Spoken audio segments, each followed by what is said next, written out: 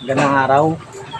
Muli ako po si Peds Ignacio at ngayon po ay gusto ko lang i-discuss sa inyo kung paano nga ba natin malalaman kung kailan tayo pwedeng magbigay ng pre-layer na feeds sa ating mga manok. Ito po ay impormasyon po ito para sa mga baguhan, mga newbie, yung mga wala pang rin alam sa RTL. Kadalasan po kasi ngayon, kasintabi na din, marami po kasi talaga ngayon mga scammer. Yan. Marami po sa mga RTL natin na nakakaranas nito. Yung mga isang buwan at 2 linggo na yung RTL nila pero wala pa sila nakukuhang itlog.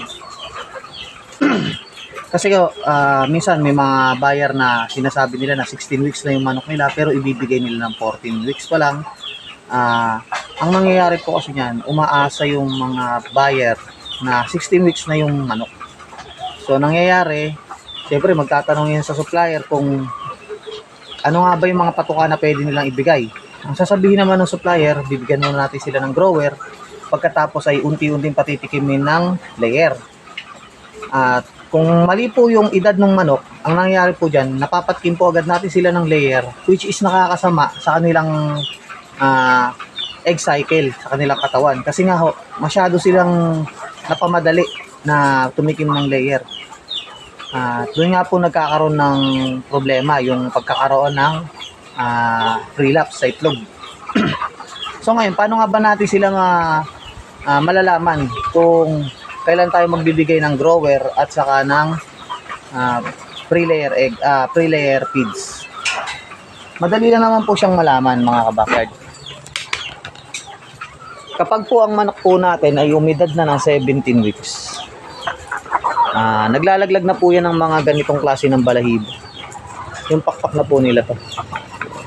Kapag po nakakapulot na kayo ng ganitong klase ng balahibo, kasi minsan, pagdating sa atin ng mga manok, maliliit na balahibo na to, karaniwan na natin ito makikita na naglalaglag. Pero pag nakapulot na ho kayo ng mga pakpak, katulad dito, marami dito sa baba. Kapag kami napupulot, excuse me, kapag may napupulot na po kayong ganitong pakpak, ibig sabihin po niyan, 17 weeks or going 17 weeks na yung manok nyo or around 17 weeks na siya. Pwede na po natin siya pakainin ng pre-layer. Yung pre-layer po, 25 kilos ng grower, 25 kilos ng layer feeds. Paghahaluin nyo lang po yun. At pwede nyo po siyang ibigay ng 10 araw. Nagkakasunod na araw. 10 araw. Pagdating po ng 10 araw, pwede nyo na humbawasan yung grower hanggang sa may makikita na rin po kayong pag-itlog dyan. Yun po, sakto ho yun na panahon na nakingitlog na talaga sila, nandun na sila sa 19 weeks nila. Napapatikim nyo na sila ng layer. Hindi ho makakasama sa katawan ng manok yung pagkain. Katulad nga po nung sinabi ko, kasi kung bago ka lang tapos naloko ka pa sa edad ng manok mo, tapos pinakain mo siya agad ng layer, mas lalo kang mas lalong sayang yung pag-alaga mo, kasi maaga silang mangingitlog, maaga rin silang hihinto, masisira yung pangingitlog nila.